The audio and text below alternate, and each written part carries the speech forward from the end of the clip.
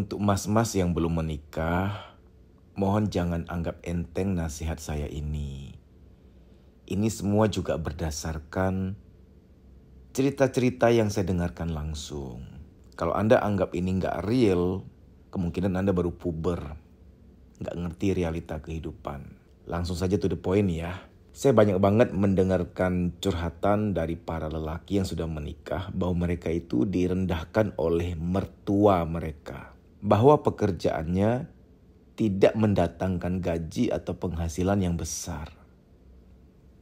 Secara langsung atau tidak langsung, diejek atau dihina oleh mertuanya.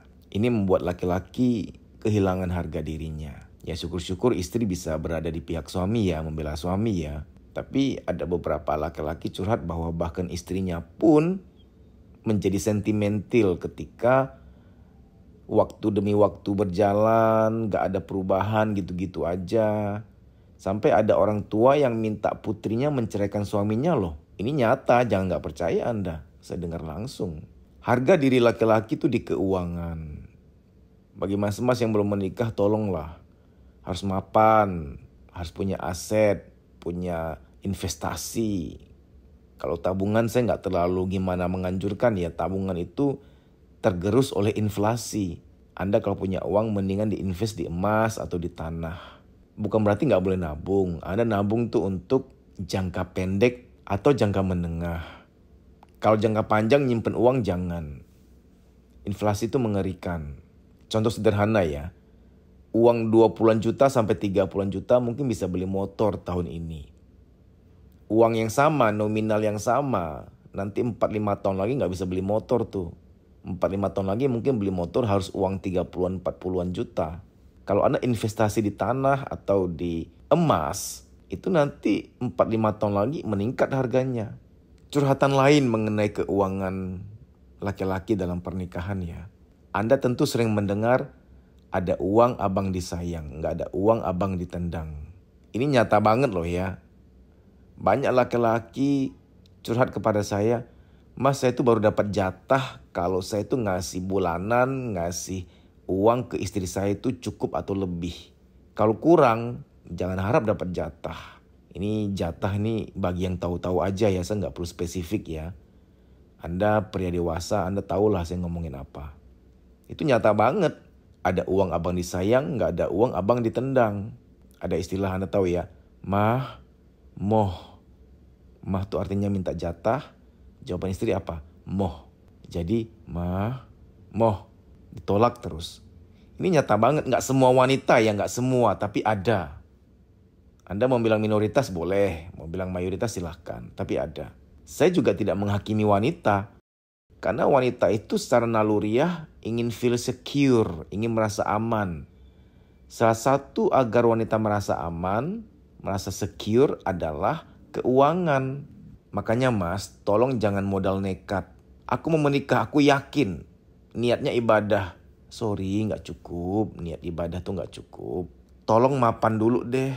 Mendingan tunda menikah tapi mapan daripada Anda nanti dipandang hina, diremehkan oleh mertua, oleh istri Anda. Ini saya tidak menggeneralisir ya. Mertua-mertua yang baik itu masih banyak. Istri-istri yang baik itu masih banyak. Tapi kita jaga-jaga aja loh ya. Anda kan gak pernah tahu mertuamu itu seperti apa.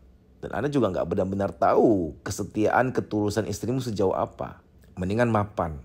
Karena gini, kalau Anda sekarang gaji tertakar ya, sekian juta setiap bulannya, dan gak ada kemungkinan untuk naik gaji ke depannya karena kerjaannya lumayan gitu-gitu aja, maka jangan terlalu memberanikan diri untuk meminang anak orang. Saya mau bicara dulu contoh untuk di sebuah kota. Ini tidak untuk semua kota, untuk suatu kota tertentu saja. Ada suatu kota yang UMR-nya 3 jutaan. Kalau gaji Anda UMR 3 jutaan, sementara Anda tahu calon istrimu ini gak terlalu sederhana, perawatannya lumayan mahal. Dan Anda tahu calon mertua Anda juga agak demanding. Demanding tuh nuntut. Secara halus atau gak halus, pengen ini itu gitu loh. Ini tolong dipertimbangkan. Saya memotivasi Anda perlahan-lahan niatkan untuk buka usaha kecil-kecilan. Untuk menjadi sumber pendapatan tambahan. Jangan andelin yang UMR ini. Beneran gak cukup loh. Karena nanti ketika sudah menikah, istrimu minta ini itu untuk diberikan kepada orang tuanya. Kan ada istri nyata-nyata terang-terangan ngomong sama suami, boleh nggak kita sisihkan sekian persen untuk saya mau kasih uang bulanan ke mama atau ke papa. Nah itu Anda bayangkan aja, kalau di masa lajang gaji Anda aja untuk dirimu aja tuh mepet-mepet ya. Anda juga harus ngasih orang tuamu. Jangan nekat untuk nikah dong kalau begitu. Anda tahan-tahan dulu, tabung-tabung dulu. Buka usaha tambahan walaupun kecil-kecilan tapi diusahakan. Ini serius ya bro. One day Anda akan dengar langsung lah dari laki-laki yang udah menikah. Yang udah nggak dianggap lagi oleh istrinya.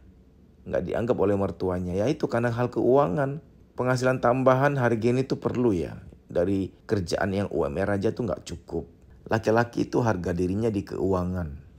Tolong ini diperjuangkan sebelum menikah. Anda harus mapan sebelum meminang anak orang. Karena ketika udah menikah, wah itu bebannya banyak loh. Uang bulanan nafkah untuk istri, uang bulanan untuk istri. Istri nanti ada hal-hal gak terduga ya. Untuk minta tolong Anda berikan kepada orang tuanya. Ketika istri sudah hamil dan nanti akan lahiran. Ketika sudah lahiran, wah itu biaya semua itu. Jadi sekarang tolong tahu diri aja deh kita ya.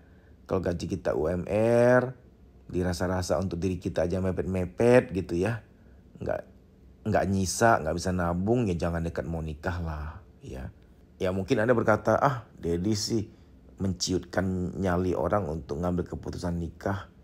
Setahu saya kan, kalau menikah itu yang penting niatnya ibadah, modal yakin. Ya silakan, kalau Anda mau modal yakin ya boleh, silakan dong. Anda hanya modal niat mau ibadah ya silakan, saya nggak larang, silakan.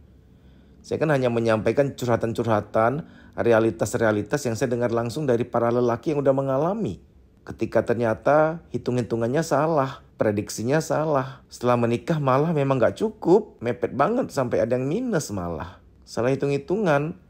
Ternyata modal iman, modal niat mau ibadah aja nggak cukup loh. Harus nginjek bumi, hitung-hitungan harus benar, prediksi harus benar. Tanya ke orang-orang, saya peduli pada Anda bro. Tolonglah, kita ini kan pakai iman, pakai doa, juga pakai akal. Kita dikasih akal loh. Kalau Anda belajar biologi secara anatomi, akal itu letaknya di belakang kening. Emosi itu di tengah. Jadi secara anatomi, otak tuh di depan emosi, di belakang kening kita persis. Di korteks prefrontal, lobus frontal di depan. Nah ini nyata banget Tuhan ingin kita mengedepankan akal. Apa-apa harus pakai akal. Jangan hanya modal mau, pengen, yang penting aku mau, aku lagi ingin. Yang penting aku cinta, yang penting aku sayang, gak cukup. Niatkan, afirmasikan setiap hari bahwa Anda niatkan untuk punya usaha tambahan. Bisnis tambahan walaupun kecil-kecilan. Supaya Anda punya sumber pendapatan lain selain gaji Anda itu. Baik demikian ya, semoga ada jalan. Terbuka pintu rezekimu seluas-luasnya, selebar-lebarnya.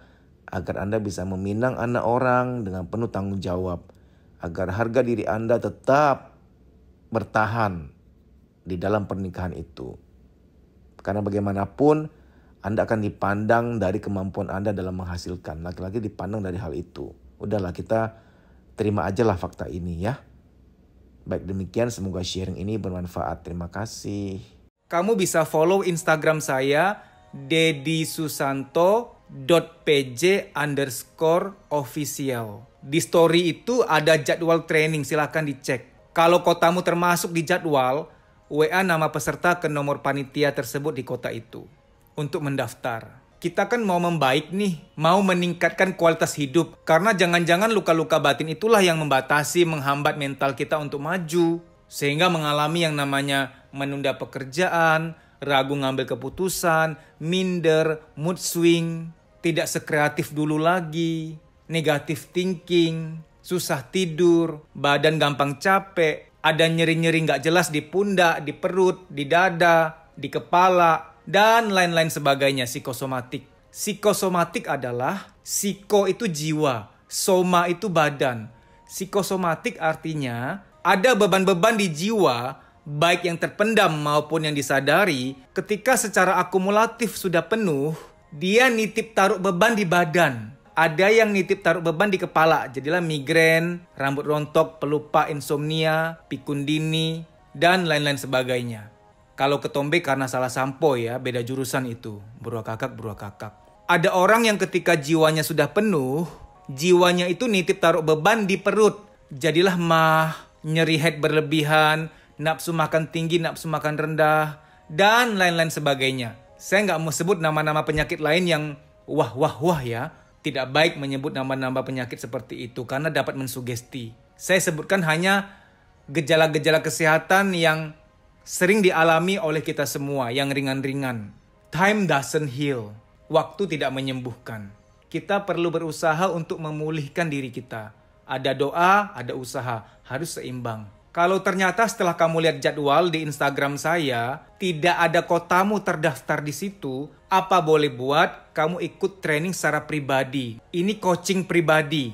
Nanti via WA call dengan saya. Tapi harus daftar dulu. Nah, daftarnya agak beda. DM, Instagram, kuliah psikologi. Daftar di situ DM dulu. Bilang bahwa kamu mau daftar training private, coaching private. Baik demikian ya, semoga informasi ini bermanfaat. Terima kasih.